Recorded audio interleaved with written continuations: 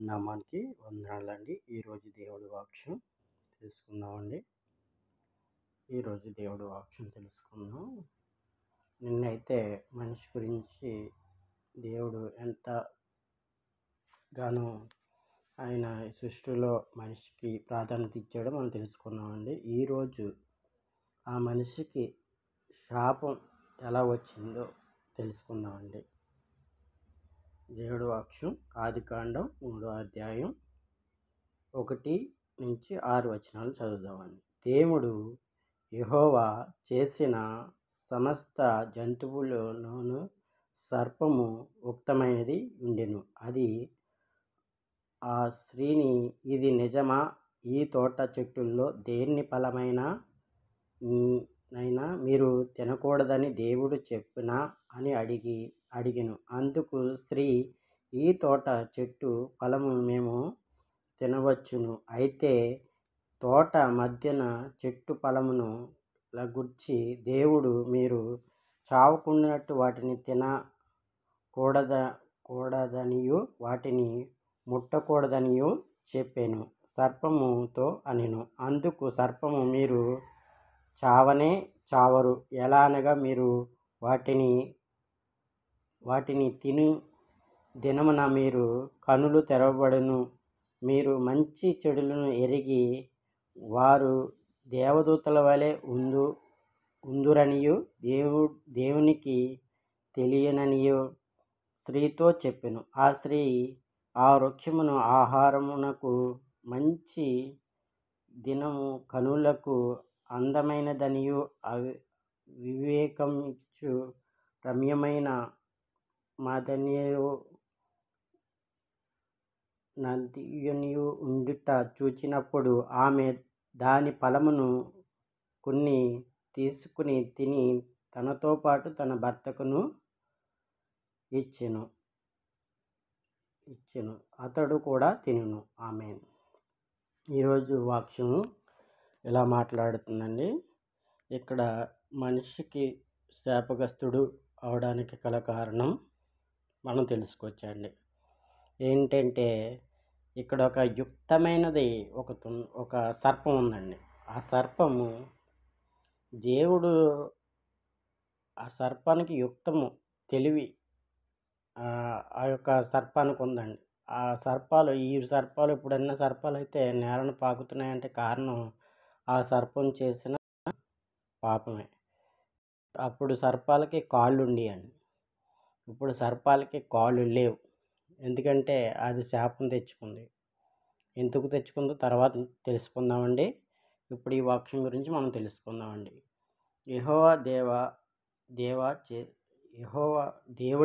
దేవుడైన యెహోవా చేసిన సమస్త భూజంతువుల్లోనూ సర్పము ఉక్తమైనది ఉండెను. అది ఆ స్త్రీను, ఇది నిజమా? ఈ తోట చెట్లలో దేని ఫలమైనా మీరు తినకూడదు దేవుడు చెప్పినా అని అడిగెను. ఏంటంటే దేవుడు అందమైన ఏదోను స్త్రీని పురుషుని చేసి ఏదోను వారికి అన్నీ సమకూర్చి పెట్టి వారిని అక్కడ ఉండమన్నప్పుడు వారు హ్యాపీగా ఉన్న సమయంలో దేవుడు చెప్పిన మాట ఏంటంటే వారిద్దరికి అక్కడున్న చెట్ల ఫలాలన్నీ పళ్ళు మీరు తినొచ్చు, కానీ ఆ మధ్య భాగంలో ఉన్న చెట్టులో ఉన్న ఫలములు మీరు తినకూడదని దేవుడు వారికి ఆజ్ఞ ఇచ్చాడండి. ఆజ్ఞ ఇచ్చి ఆయన వెళ్ళిపోయాడు. వెళ్ళిపోయాక సర్పము వచ్చి వాళ్ళని అడిగింది. ఏమడిగిందండి? సర్పం ఏమడుగుతుందంటే, అయితే ఈ తోట మధ్యలో చెట్టు ఫలమును మీరు తినకూడదు అని దేవుడు చెప్పినా అని అడిగినప్పుడు, మీరు చావకుండానట్టు వాటిని తినకూడదనియు వాటిని ముట్టకూడదనియు చెప్పినని సర్పంతో అనెను. అంటే దేవుడు చెప్పింది ఏంటంటే, మీరు శాపం తెచ్చుకోకండి. మీరు చావకుండానట్టు, మీరు బతికి ఉండాలంటే మంచి ఫలాలు మీరు ఇక్కడున్న ఫలాలన్నీ తినండి. ఆ మధ్యలో ఉన్న చెట్టు భాగంలో మీరు తినకండి. తింటే మీరు విపరీతమైన జ్ఞానం పొందుతారు, కానీ మీరు చావుకి గురవుతారు అని దేవుడు స్పష్టంగా చెప్పాడు.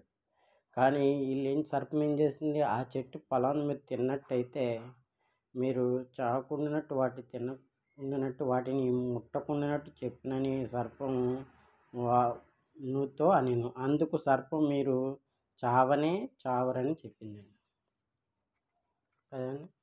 ఆ సర్పం ఎంత మోసం చేసిందంటే, దేవుడు పిల్లల్ని దేవుడికి దగ్గరగా ఉండాలని ఆశపడి ఆయన ఒక ఆజ్ఞ ఇచ్చి ఒక ఫలాన్ని పెట్టి ఒక చెట్టుని పెట్టి ఆ చెట్టు ఫలాన్ని మీరు తినకూడదు అని చెప్పి ఆయన వెళ్ళినప్పుడు ఈలోగా సర్పం ఒక యుక్తమైనది ఉండి జంతువులన్నిటిలో అది యుక్తమైనది ఉండి, యుక్తం అంటే అండి అది చాలా అతి జ్ఞానం గలదనమాట. సర్పం యుక్తమైనది అంటే అతి జ్ఞానం ఎక్కువైపోయి ఆ సర్పం స్త్రీ మిమ్మల్ని ఏమైనా తినొద్దని చెప్పాడా దేవుడు అని అడిగిందండి. ఆ స్త్రీ ఏముంది, ఈ తినకూడదు, ఈ తింటే మేము చచ్చిపోతామని దేవుడు చెప్పాడని చెప్పింది. కానీ ఈ సర్పం ఏముంది, మీరు చావనే చావరు అంటుంది కదండి. మనిషికి ఏదైతే దేవుడు చెప్పాడో అది ఆ స్త్రీ మర్చిపోయి ఏం చేసిందంటే ఆ సర్పం చెప్పిన మాట అంది. దేవుడు మనిషిని తయారు చేసి జీవాయువు ఊదాడు. ఆ మనిషి ఈ తోటలో ఉన్న పళ్ళు వృక్షాలన్నీ తినొచ్చని చెప్పాడు. ఆ మధ్య భాగంలో ఉన్న పళ్ళు తినకూడదని చెప్పాడు. కానీ దేవుడు ఎందుకు చెప్పాడు అన్న మాట వారు పెడచెవిన పెట్టి సర్పం ఏదైతే యుక్తమైనదై ఉండి వారి దగ్గరికి వచ్చి చెప్పిన మాటలు వారు నమ్మారు. మీరు చావనే చావరని చెప్పింది సర్పం.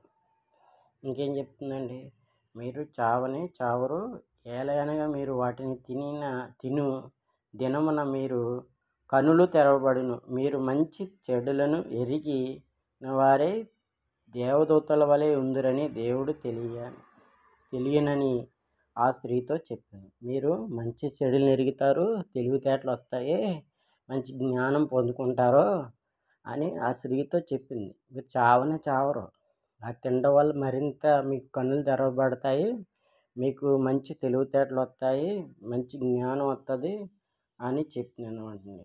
ఆ దేవుడు ఎందుకు తినొద్దన్నాడు అని పాయింట్ గ్రహిస్తే అది ఆజ్ఞ అతిక్రమే పాపం గురించి మనం తెలుసుకుందామండి. ఆ పాపం ఎలా వచ్చిందో మనం తెలుసుకుందాం. ఎందుకంటే ఇక్కడ అపవాది ఏ విధంగా అయితే మనిషిని పాడు చేయాలని ఆలోచన కలిగి ఉందో, యుక్తమైన సర్పం ద్వారా మనల్ని ఎలాగైతే ఒక విధానం చేసిందో మనం తెలుసుకోవాలండి. మనిషి మంచిగా దేవుడి దగ్గర ఉండాలని ఆశపడ్డాడు, మంచి ఆలోచనతో దేవుడి దగ్గర ఉండాలని ఆలోచించాడు. కానీ మంచి చెడులను తెలుసుకుంటారు అని ఆ ఫలం తిన్నప్పుడు అని చెప్పింది. అవునండి, మంచి చెడులు ఎప్పుడైతే మనం తెలుసుకుంటామో మనం చచ్చిపోతామండి. ఎందుకంటే మంచి చెడులు అన్నవి చాలా ఘోరమైనవి. మనం తెలుసుకునేప్పుడు వాటిని అనుకుంటాం మనం, అంటే మంచి చెడులు తెలియడం వల్లే కదండి ఈ రోజుల్లో మంచి చెడు మంచి రెండు ఉన్నాయి కనుక ఈ రోజుల్లో మనిషి ఎంతగా పాడైపోతున్నాడో తెలుసుకున్నాం. తెలివైనవాడు అనుకుంటున్నాడు, నేను చాలా తెలివైనవాడిని, నాకు మంచి జ్ఞానం ఉంది, మంచి తెలివితేటలు ఉన్నాయి అనుకుంటున్నాడు. కానీ ఆ మనిషి పాడైపోవడానికి కారణం ఆ మనిషికి సంక్రమించిన జ్ఞానం, అది లోక జ్ఞానం. దేవుడిచ్చిన జ్ఞానం ఏంటంటే మంచి చెడులను వారికి తెలియకుండా, వారికి మంచి చెడులు తెలియకుండా చిన్నపిల్లల వలె వారిని ఉంచి దేవుడి వద్దే సాకాలని ఆయన అనుకున్నాడు. కానీ దేవుడు అనుకున్నది ఇక్కడ స్త్రీ ఏం చేసిందంటే సర్పం మాట విని ఆ సర్పానికి లోబడిపోయి ఆ సర్పం దేవుడు ఎలా చేశాడో అని చెప్పేసి ఏం చేసిందంటే, చావనే చావరు, ఎలా అనగా మీరు వాటిని తినని దినమున వారు దేవదూతల వలె మారిపోతారు, దేవునికి తెలియనని స్త్రీతో చెప్పాను. దేవుడికి తెలుసు, తెలియకుండా ఏదే ఉండదండి, రహస్యం ఏది ఉండదు. ఆయనకి అన్నీ తెలుసు. వారు దేవదూతల వలె కాదండి, మూర్ఖుల వలె మారిపోతారు. ఈ లోకంలో ఎంతోమంది ఈరోజు ఎంతో ఎడ్యుకేషన్ పొంది ఉండి కూడా ఈ రోజుల్లో చాలామందిని మనం చూస్తున్నామండి. వారు ఎలాగంటే వారు ఏదో విధంగా డబ్బులు సంపాదించడానికి మోసాలు చేస్తారు, అక్రమాలు చేస్తారు. ఎలా చేస్తారండి? వారు పొందిన తెలివితేటలు, జ్ఞానం, అతి జ్ఞానం. సర్పం ఉక్తమైందండి ఆ స్త్రీని ఎలా మోసం చేసిందో, ఆ స్త్రీ ఎలా మోసపోయిందో దేవుడికి తెలుసండి. ఆ దేవుడు మీకు చెప్పాడా ఆ ఫలాన్ని తినొద్దని? ఆ ఫలం తింటే మీ కన్నులు తెరవబడతాయి, మీరు మంచి దేవదూతల వలె మారిపోతారు, మంచి జ్ఞానాన్ని పొందుకుంటారు అని చెప్తుంది. కానీ వాళ్ళు నాశనానికి వెళ్ళిపోతారని మాత్రం అది చెప్పట్లేదండి. మనిషిని పాడు చేయడానికి ఆ ఒక సర్పం ఆ రోజు దోహదపడ్డది. ఈరోజు అనేక మంది మనుషుల్ని చెడిపోవడానికి కారణమవుతున్నారు.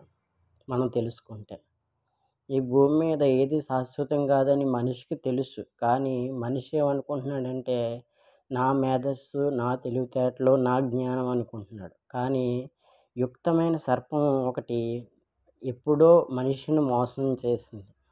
ఆ మోసం వల్ల ఈరోజు మనిషి కన్నులు తెరవబడ్డాయి, కానీ జ్ఞానం పొందుకున్నాడు. కానీ ఆ సర్పం ఏదైతే మోసం చేసిందో అది తెలుసుకోలేకపోయాడు. దేవుడైతే మోసం చేయడానికి అది చెప్పలేదు, ఆ పండు తినొద్దని అనలేదు. ఆ పండు తినటం వల్ల మీరు చస్తారు అని చెప్పాడు. ఎందుకు చచ్చిపోతామండి ఆ పండు తింటే? దేవుడు ఒక ఆజ్ఞ ఇచ్చాడు, మీరు ఏం చేస్తారు, మీరు ఎలా ఉంటారు, మీరు ఎలా జీవించాలి, నా మాట నా పిల్లలు వినాలి అని ఆలోచించాడు. ఈ రోజుల్లో మనం చూస్తే మన పిల్లలు మన మాట వినకపోవడానికి కారణం మనం ఇచ్చే అధిక జ్ఞానం, అధిక సంపద, అధిక ధనం వల్ల వారు పాడైపోవడానికి కారణం. వారికి మంచి భవిష్యత్తుని ఏర్పరచాలని చాలామంది తల్లిదండ్రులు ఆశిస్తున్నారు. కానీ ఈ రోజుల్లో పిల్లలు పాడైపోవడానికి కారణం మనం ఇచ్చే ప్రేమ, అధిక జ్ఞానం, అధిక సంపద వల్ల పాడైపోతున్నారు కదండి. మరి ఈరోజు చూడండి సర్పం ఎంత మోసం చేసిందో మనిషిని చూస్తున్నాం కదండి. సర్పం ఏమంటుందంటే మీ కనులు తెరవబడతాయి, మీరు జ్ఞానవంతులైపోతారు, వాటిని తినిన దినమున మీ కనులు తెరవబడతాయి, మీరు మంచి చెడులను ఎరుగుతారు, దేవదూతల వలె ఉందురని దేవుడు తెలియనని స్త్రీతో చెప్పిన. స్త్రీ ఆ వృక్ష ఆహారమును మంచి దనియు కనులు అందమైనదనియు అవివేకమిచ్చు రమ్యమైన వందనియు ఉండియు చూచినప్పుడు ఆమె దాని ఫలమును కొన్ని తిని తనతో పాటు తన భర్తకును ఇచ్చును, అతడు కూడా తినును. ఏంటండి? ఆమె తినటమే కాకుండా అతని భర్తకు కూడా తినిపించింది. ఈ రోజుల్లో చూస్తుంటే అవును, మంచి ఏది మనం తీసుకోం, చెడు అందరికీ ఇష్టం. ఆమె తినటమే కాకుండా ఆమె భర్తకు కూడా తినిపించింది. మనతో పాటు మన కుటుంబానికి కూడా, మన ఇంట్లో ఒకళ్ళు పాపం చేస్తే, ఒకళ్ళు తప్పు చేస్తే అది ఇంటిల్లపాదికి చుట్టుకుంటుందండి కదండి. తను తినటమే కాకుండా తన భర్తకు కూడా తెచ్చిపెట్టిందండి ఆ పండు కదండి. ఏమైంది? ఆ భర్తకు కూడా తెచ్చిపెట్టినప్పుడు ఆ భర్త కూడా ఏం చేశాడండి?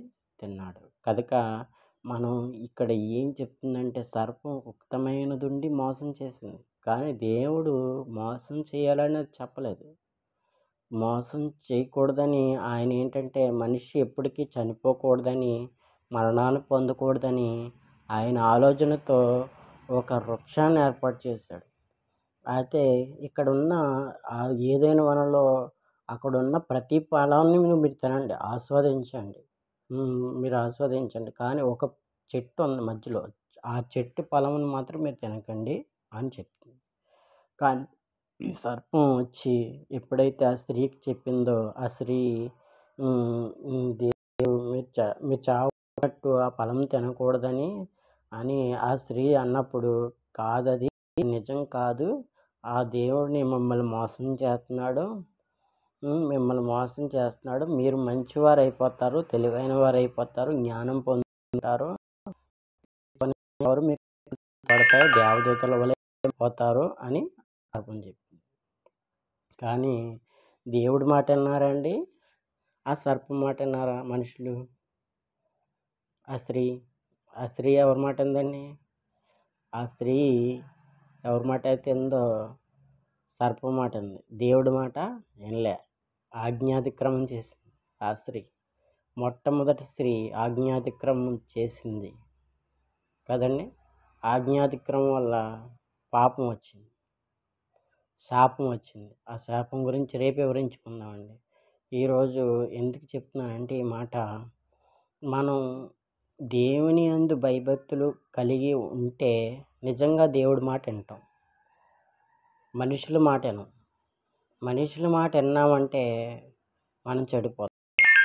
ఈ రోజుల్లో ఆ స్త్రీ కూడా ఏం చేసింది, తన తినటమే కాకుండా తన భర్తకు కూడా తీసుకొచ్చి పెట్టింది కదండి.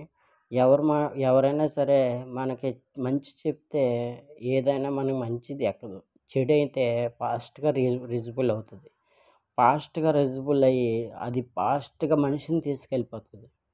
అపవాదిగాడు ఎప్పుడు ఏ మనిషిని ఎలా పడగొడదామని చూస్తున్నాడు. కనుక ఈ కడవరి దినాల్లో మన దేవునికి అనుకూలంగా జీవించాలి. ఎందుకంటే మన జీవం ఎక్కడికి వెళ్తుందో ఆయన యందు మన భయభక్తులు కలిగి ఉండాలి. మనం ఇక్కడ ఉన్నంతసేపు, భూమి మీద ఉన్నంతసేపు నేత్రాస, జీవడము కలిగి ఉంటాం.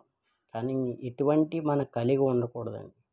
ఎందుకంటే ఆ ఉత్తమైన సర్పం ఎలాగైతే స్త్రీని మోసం చేసి ఈ ఫలాన్ని మీరు తినొద్దని చెప్పాడా దేవుడు, ఈ ఫలం తినటం వల్ల మీరు జ్ఞానం పొందేసుకుంటారు, మీరు మంచి దేవదూతల వలె మారిపోతారు, మీరు మంచి చెడులను ఎరుగుతారు అని చెప్పిందండి.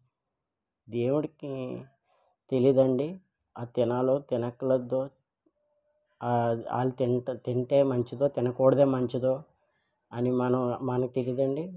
ఏదన్నా సరే మన పిల్లలకి ఒరే అది చేయకురా అంటే మన పిల్లలు చేసేవారు ఉన్నారండి. చేయకన్న పని చేస్తారు, చెయ్యొద్దు అన్న పని చేస్తారు. చెయ్యు మంచి పనిని చెయ్యు అంటే చేయరు. అంటే ఏంటండి అది? అహంకారం. అంటే నాకు తెలుసు ప్రతిదీ నాకు తెలుసు, నేను గొప్పవాడిని, నేను చదువుకున్నాను, మంచి జ్ఞానం పొందుకున్నాను. ఈ రోజుల్లో పిల్లలందరూ కూడా ఎలాగ ఉన్నారట. ఆ సర్పం ఎలాగైతే మోసం చేసిందో వారి జ్ఞానం కూడా వారిని మోసం చేస్తుంది కదండి. ఈ రోజుల్లో తెలుసుకోవాల్సింది ఏంటంటే తల్లిదండ్రులుగా పిల్లల్ని భయభక్తిలో నడపాలి. కానీ భయభక్తులు లేకపోతే ఆ సర్పం ఎలాగైతే మోసం చేసిందో ఈ రోజుల్లో చాలామంది యవనస్తులు మోసపోవడానికి కారణం ఈ లోకంలో ఉన్న వాటిని చూసి చాలామంది బళ్ళు కొనుక్కొని కొంతమంది చనిపోతున్నారు, కొంతమంది లోన్లు తీసుకొని చనిపోతున్నారు, కొంతమంది ఏదో కారణాల చేత లవ్ చేస్తున్న కారణాల చేత చనిపోతున్నారు. ఎందుకంటే యవ్వన కాలం అందే వారు ఏంటంటే జ్ఞానం పొందేసుకుని వారు తెలివైన వారు అనుకుంటున్నారు. కానీ ఆ తెలివితేటల వల్ల వారే నాశనం అయిపోతున్నారు కదండి. ఈ సర్పం ఏ రీతిగా అయితే మోసం చేసింది ఆ రోజు, ఆ మొట్టమొదటి స్త్రీని మోసం చేసింది, ఈరోజు ప్రతి మనిషిని కూడా తన గుప్పిట్లో పెట్టుకుంది. కనుక మనం తెలుసుకోవాల్సింది ఏంటంటే దేవుణ్ణి చిత్తం ఏమిటి అని అడగడమే మనం తెలుసుకోవాల్సిందండి. దేవుడి చిత్తం ఏంటో మనం జరిపించుకోవాలండి. ఎందుకంటే ఆ స్త్రీ మోసపోయింది. ఆ స్త్రీ వల్ల ప్రతి మనిషికి పాపము, శాపము సంక్రమించింది కదండి.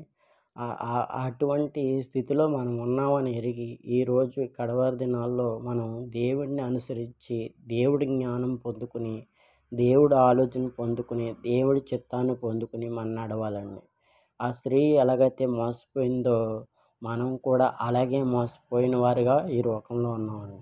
అనేక మంది అనేక మార్గాలు మనకు చూపిస్తారు. అనేక త్రోవలు మనకు చూపిస్తారు. కానీ ఏ త్రోవను ఎళ్ళాలో మనం ఖచ్చితమైన త్రోవను మనం సరిజేసుకోవాలండి. ఈరోజు ఏదైనా వనంలో ఆ తప్పు మొట్టమొదటి స్త్రీ చేసింది. ఆ సర్పం యుక్తమైనది ఉండి ఆ స్త్రీని మోసం చేసింది. దేవుడు ఏదైతే ఫలమును మీరు తినకండి అని చెప్పి ఆజ్ఞ ఇచ్చి వెళ్ళాడో, ఆజ్ఞ అతిక్రమం చేసిందండి ఆ స్త్రీ. దేవుడిని ఒక మాట అడగాలని లేదు. తనంతట తానే నిర్ణయం తీసుకొని అవి మంచి పళ్ళని, అవి మంచి రమ్యమైన పళ్ళని తీసుకుని ఆమె ఏం చేసింది, తను తిన్నది. తను తినిన తర్వాతన తన భర్తకు కూడా అందులో పాలు పంపులు పొందింది. స్త్రీ ఏంటంటే ఆధిపత్యం ఎలా ఉంటుందంటే స్త్రీది ఎక్కువ ఎక్కువ ఆమెకేమీ లోటు రాకూడదు, ఇంట్లో అన్నీ ఉండాలి అన్న స్త్రీలు ఉన్నారు. యుక్తమైన మంచి స్త్రీలు ఉన్నారు. ఈ రోజుల్లో మనకు అన్నీ కావాలి అనుకున్నప్పుడు మనం మోసాలు చేయవలసి వస్తుంది. మన శాపంలో పడిపోవాల్సి వస్తుంది. మన ద్రోహంలో పడిపోవాల్సి వస్తుంది. మన పిల్లల్ని మనం హై ఎడ్యుకేషన్ చదివించాలంటే బోలెడు డబ్బులు కట్టాలి. మనం ఏం చేస్తామంటే అంత హై ఎడ్యుకేషన్ చదివించినప్పుడు కూడా వారు మాట వినే విధానం కోల్పోతూ ఉంటారు ఒక్కోసారి. కానీ వారిని కూడా మనం ఎక్కువ టెస్ట్ చేసి పిల్లల్ని కూడా మనం పాడు చేయడానికి ఒక దాహనం అవుతుంది. కొంతమంది పిల్లల్ని పట్టించుకోరు ఈ రోజుల్లో. కానీ వారు వదిలేస్తూ ఉంటారు. వారు అలా పాడైపోయిన వాళ్ళు కొంతమంది ఉన్నారు. కనుక ఈరోజు మనం తెలుసుకోవాల్సిందంటే ఎవరి ద్వారా ఎవరు మోసపోతున్నారు, ఎవరు శాపంలో పడిపోతున్నారు, ఎవరు జ్ఞానం పొందుకుని కూడా అవివేకంగా ఉంటున్నారు. మనకన్నీ తెలుసు, కానీ మనం తెలుసుకోవాల్సింది ఒకటే, ఆ దేవుడిని అడగడమే, ఆ దేవుడి చిత్తాన్ని మనం జరిగించడమే. కానీ ఈ రోజుల్లో దేవుడి చిత్తానికి, దేవుడి అనుమతికి ఎవరూ దోహదపడతలేదు. ఎందుకంటే వారికి ఉన్న జ్ఞానం అతి జ్ఞానం. అతి జ్ఞానం వల్ల ఈ లోకంలో నేను ఏదైనా చేయగలను, నేను ఏదైనా సంపాదించగలను, నేను ఏదైనా కూడబెట్టగలను, నేను ఎలాగైనా సంపాదించగలను, నా మాటల ద్వారా నా చేతుల ద్వారా సంపాదించగలను అనుకుంటున్నాడు. కానీ మనిషి పాపంలో పడిపోతున్నాడని గ్రహించట్లేదు, శాపంలో పడిపోతున్నాడని గ్రహించట్లేదు.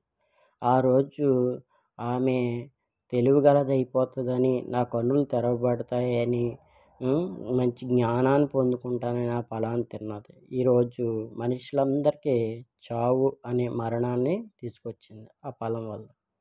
ఆ ఫలం తిని ఆజ్ఞాతిక్రమం చేసింది ఆ స్త్రీ. ఆజ్ఞాతిక్రమం చేయడం వల్ల మనకి చావు, మరణం అనే ఒకటి తటస్థించింది.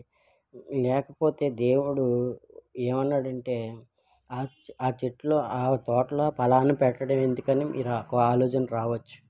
ఆ ఆలోచన మీకు రావచ్చు. మన ఇంట్లో ఏదో వండకూడని వస్తువు మన ఇంట్లో ఉంటుంది. అది దాని దగ్గరికి వెళ్ళకరా అని మనం చెప్పామనుకోండి, ఆ పిల్లలు వినాలి. వినకపోతే వారు ఏం చేస్తారంటే మరణానికి కొనుక్కోబడతారు. మనం ఏదైతే మన ఇంట్లో కొన్ని వస్తువులు ఉంటాయి, బ్యాడ్ ఉంటాయి, మంచివి ఉంటాయి. అది బ్యాడ్ వస్తువుల్ని మనం దూరంగానే పెడతాం. కానీ అదైతే అక్కడికి వెళ్ళకరా, అది తీయకరా అంటే అదే తీసి అదే శాపానికి గురవుతారు. కనుక ఆ రోజు దేవుడు చేసింది ఏంటంటే మనిషిని ఆ స్వాధీనంలో మంచిగా జీవించాలి, ఆ ఏదైనా వనంలో స్వేచ్ఛగా తిరగాలి, స్వేచ్ఛగా ఉండాలి అని ఆలోచించాడు. కానీ దేవుడి ఆలోచనలకి వ్యతిరేకంగా వారు ఆ సర్పమైన ఉక్తమైన మాటలు విని శాపాన్ని కొని తెచ్చుకున్నారండి. శాపం గురించి రేపు తెలుసుకుందామండి కదండి. వారు ఏం చేశారంటే యుక్తమైన దాన్ని, సర్పాన్ని మాట విని వారు నాశనం తెచ్చుకున్నారు. మనం అంతే అండి. కొన్ని ఎవరైనా సరే పంపరా పెడుతున్నారనుకోండి, అక్కడికి వెళ్ళిపోతాం. అక్కడికి వెళ్ళిన తర్వాత ఇంతకీ మనకి ఈడేసి పంపరాబరి ఎలా ఉంటుందంటే మనకు 1000 రూపాయలు అన్ని పంపరాబరి ఇస్తాడు. 1000 రూపాయలకి 2000 అక్కడ అవగొడతాం మనల్ని. కనుక మనం చేసే పనులు ఎలా ఉంటాయంటే అండి, మంచి జ్ఞానం మన దగ్గర ఉందనుకుంటాం. మంచి తెలివితేటలు మన దగ్గర ఉన్నాయనుకుంటాం. కానీ అప్పుడే శాపంలో పడిపోతాం. అప్పుడే మన పాపంలో పడిపోతాం. కనుక ఈ స్త్రీ మోసపోయినట్టుగా మనం మనమైతే మోసపోయాం. ఆ స్త్రీ వల్ల మనం అందరం కూడా మరణాన్ని కొని తెచ్చుకున్నాం. కానీ దేవుడి యందు భయభక్తులు కలిగి ఉంటే ఆ మరణాన్ని కూడా మనం జయించొచ్చు. ఆ మరణంలోంచి కూడా మనం బయటకు రావచ్చండి. ఆ శాపంలోంచి కూడా మనం బయటకు రావచ్చండి. ఆ శాపం ఎందుకొచ్చిందో, ఆ శాపం ఎందుకొచ్చిందండి? ఆ అపవాదైన సర్పం తీసుకొచ్చింది. ఆ సర్పానికి శాపం వచ్చింది, మనుషులకి శాపం వచ్చింది, పాపం అంటుకుంది.